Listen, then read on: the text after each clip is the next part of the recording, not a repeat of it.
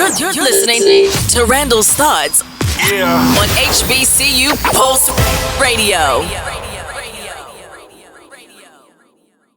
Yes, so on today's Randall's Thoughts, let's talk about the interesting news coming out of New York City about Paramount Global being open to selling BET.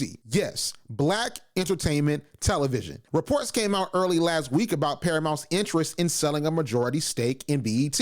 They want to use the cash flow from the deal to grow their streaming offerings with Paramount Plus. When I heard about this, the first question I asked was, why would Paramount sell BET when they can just continue to run it as is and absorb BET Plus and their offerings into Paramount Plus? Well, I quickly got my answer after doing some research. Paramount is reluctant to roll BET and BET Plus into Paramount Plus the way that they recently did with premium cable channel Showtime due to Tyler Perry's minority stake in BET Plus, as well as Kenya Barris, Aaron Rashawn Thomas, and Rashida Jones having a minority stake in BET Studios. According to Hollywood Insider's report on the possible sale, quote, those deals would complicate any effort to merge BET Plus or BET Studios into Paramount Plus or one of the company's other divisions. You know, I find it ironic that BET was sold by Bob Johnson to Paramount Global, then Viacom CBS, in 2000 to make it no longer Black-owned, but Black ownership in BET's various business ventures is the reason why Paramount is looking to sell BET.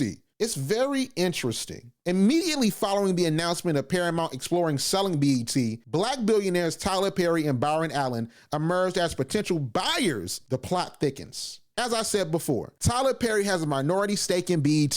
He also has a great relationship with the folks at Paramount Global, as he has a creative partnership with the media conglomerate to create shows for them, such as Young Dylan, a program he created for Paramount-owned Nickelodeon. It makes the most sense that Tyler Perry would win a bid to buy BET because he has a 330-acre studio in Atlanta, so we know he has the capacity to create new shows and movies to air on BET.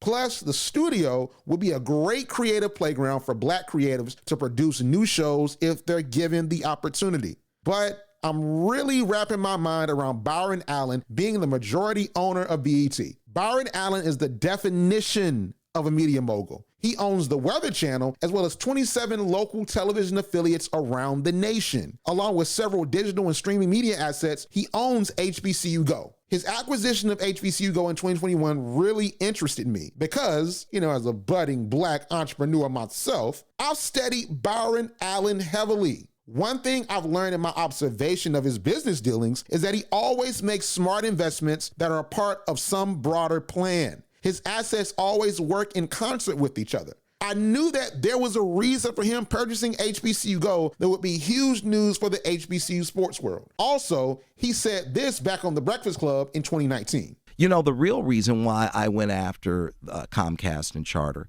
it didn't have anything to do with my cable networks. What happened was a gentleman wanted to do the Black College Sports Network in partnership with the HBCUs. Mm-hmm. And Comcast did not accept it. And that would have made a lot of money for these Black colleges. Absolutely. That would have educated a lot of Black kids. And when they didn't do that, that's when I came off the bench and said, okay, I'm going to light you up like a Christmas tree. Mm-hmm. That was the real reason why I got into it, was when I saw what happened with the Black College Sports Network, which I don't own. I just knew. Why did you buy it? I just knew that these Black. I like that talk. Right? I knew that these Black colleges were going to benefit, and these Black kids were going to get the education that they deserved and not have to pay. I remember when I first heard that interview when I was attending Fort Valley State University, and I was listening to that part that just played as I was walking to the Student Center to get some Chick-fil-A. Good times. But that comment spoke to me and was etched in my memory. So when he purchased HBCU Go, it honestly was not a surprise to me because I heard that interview.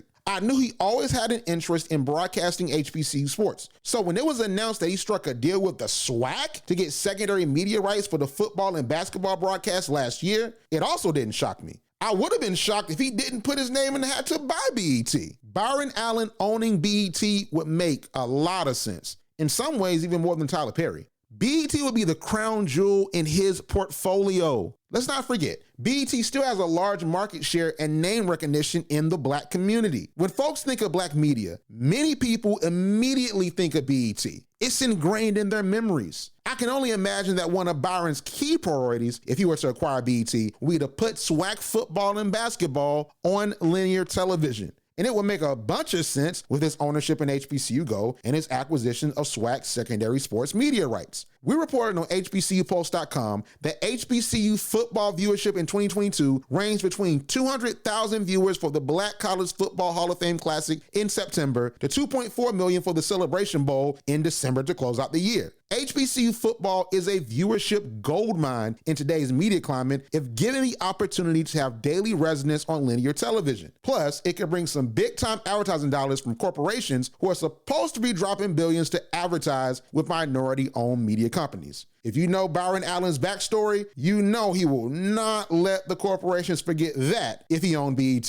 That's when I came off the bench and said, okay, I'm going to light you up like a Christmas tree. Nevertheless, I'm interested to see where this goes. Either way, I hope that BET becomes Black-owned again and gives opportunity to Black creatives, business people, and entrepreneurs to make money and advance their lives. I also hope that a Black-owned BET can produce more positive representations of the Black community and educate and inform us like they used to back when Bob Johnson ran BET. But only time will tell. And those are my thoughts on today. Make sure to follow HBCU Pulse on Instagram and YouTube at HBCU Pulse, Twitter and TikTok, the HBCU Pulse. Subscribe to HBCU Pulse Radio wherever you get your podcasts. And one more thing. If you'd like to donate to HBCU Pulse to help us bring more stories like this to the HBCU audience, you can cash up us at $HBCU Pulse or visit paypal.me/HBCU Pulse. Any contribution can help us. Always make sure to support Black media.